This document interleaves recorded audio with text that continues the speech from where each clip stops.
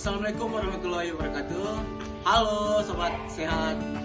Perkenalkan, nama saya Aksa Pratama. Saya Nasr juga. Ya, beradanya kami di sini yaitu untuk melakukan video konseling. Yaitu saya sebagai komunikan.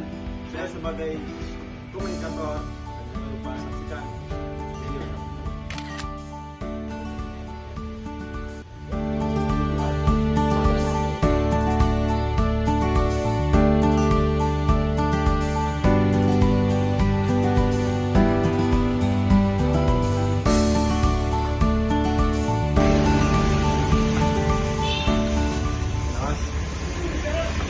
Ya, perkenalkan, saya Aksa Pratama. Saya mahasiswa dari Universitas Mandalika. Program studi saya yaitu kesehatan masyarakat. Jadi di sini saya mengalami sedikit masalah di bagian perut saya ini. Saya seringkali merasa nyeri di bagian perut. Menurut Mas, di jalan akibat apa? Apa penyebabnya? Maksudnya kebiasaan dalam keseharian Mas itu apakah kebiasaan berminum minuman yang bersoda seperti alkohol gitu? Oh, bagaimana? Ya, terkadang saya minum alkohol gitu Mas. Tapi itu jarang-jarang Mas. Kadang kali seminggu kan. Masnya sekarang kuliah di Universitas Pendidikan Mandalika ya, semester? Saya sekarang semester 5. Berarti saya lagi semester sibuk-sibuknya ya. Iya. Sekarang itu. Aduh, ini sangat sibuk sekali Mas. Ya. Jadi Masnya dalam waktu sehari itu kan di dalam kesehatan itu dianjurkan kita makan 3 kali dalam sehari. Jadi Mas ini kebiasaan makan dalam sehari itu berapa kali Mas? Apakah 2 kali atau lebih dari 3 kali? Ya, itu yang pribadi saya itu terkadang lalai Mas. Kalau makan saya itu kadang tidak teratur. Kadang saya makan pagi dan malam hari saja. Terkadang saya juga ngopinya itu sangat melekat gitu Mas. Jadi makanannya Mas di keseharian Mas ini kurang teratur gitu ya, bilang kurang teratur gitu. Ya, bisa dibilang begitu. Jadi berarti bisa dikatakan Mas ini tergolong terkena oleh penyakit yang namanya MAH. Jadi MAH itu Mas sakit. MAH adalah rasa tidak nyaman di perut, seperti yang Bapak jelaskan tadi. Ada terasa panas di ulu hati, kembung di perut, terus rasa mual. Itu termasuk dari gejala-gejala MAH. Jadi menurut Bapak itu gimana sih cara mengatasi masalah MAH ini? Jadi ada beberapa pencegahan untuk MAH ini. Yang pertama itu kita makan secara teratur. Kayak tadi kan Masnya makannya kebiasaan kurang dari 3 kali dalam sehari. Sedangkan dianjurkan di dalam kesehatan bahwasanya makan itu minimal 3 kali dalam sehari. Nah, yang kedua, hindari makanan yang memicu iritasi lambung seperti minuman-minuman yang beralkohol, terus makanan yang cepat saji kayak gorengan gitu kan, makanan-makanan olahan, terus makanan yang mengandung cuka itu bisa menyebabkan iritasi pada lambung.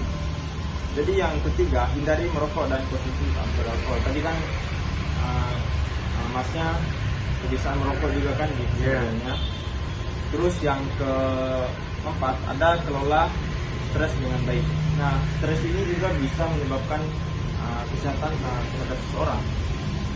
Bukan hanya kita tidak makan secara teratur, stres juga perlu kita atasi dengan baik. Karena stres ini akan memicu penyakit terhadap seseorang. Seperti kita sekarang kan semester 5 lagi stres-stresnya kan.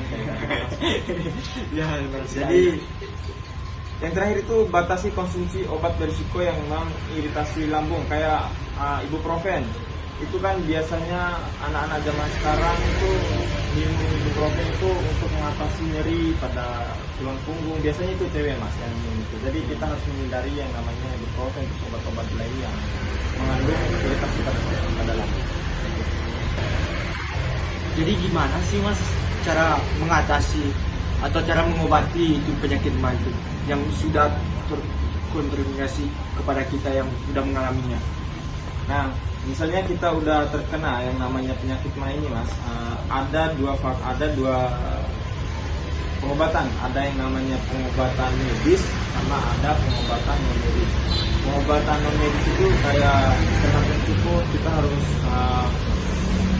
istirahat yang cukup, makan makanan yang teratur, terus makan makanan yang bergizi, kayak misalnya kita makan pisang yang gampang diolah oleh perut kita, bubur gitu Mas. Terus yang kedua, pengobatan secara medis. Pengobatan secara medis itu ada yang namanya obat antasida untuk menetralisir asam lambung. Terus misalnya kuman kita udah terlalu nggak bisa diatasi oleh kita di kos atau dimanapun kita berada itu Mas, kita jangan anggap remeh yang namanya kuman itu Mas. Jadi langsung kita atasi, dan gejala ini sudah tidak tertahan lagi sama kita, maka kita harus berlanjut memeriksa ke pihak yang benar-benar kayak dokter di puskesmas, di rumah sakit. Jadi rumah ini jangan terlalu remeh gitu Mas. Makanya orang-orang sekarang itu lebih bilang itu kalau sehat sekarang itu mahal gitu Mas. Iya. Kita lebih baik mencegah penyakit ini daripada kita mengobati. Iya. Jadi sistem tadi kan Bapak juga Mas ya, maksudnya Mas tadi ambil jurusan kesehatan masyarakat kan di Universitas Pendidikan Mandalika itu. Kesehatan masyarakat itu sebenarnya mereka itu lebih pencegahan. Jadi kita yang udah keahliannya di situ, maka udah kita mencegah yang namanya Mas. Jadi gitu ya. Oh, ternyata penyakit mah kayak gitu ya Mas. Sangat berdampak untuk kehidupan pribadi saya. Jadi kita harus mengatasi dari apa itu Mas itu. Ya, menghindari makanan yang tidak sehat lah. Baik, terima kasih Mas.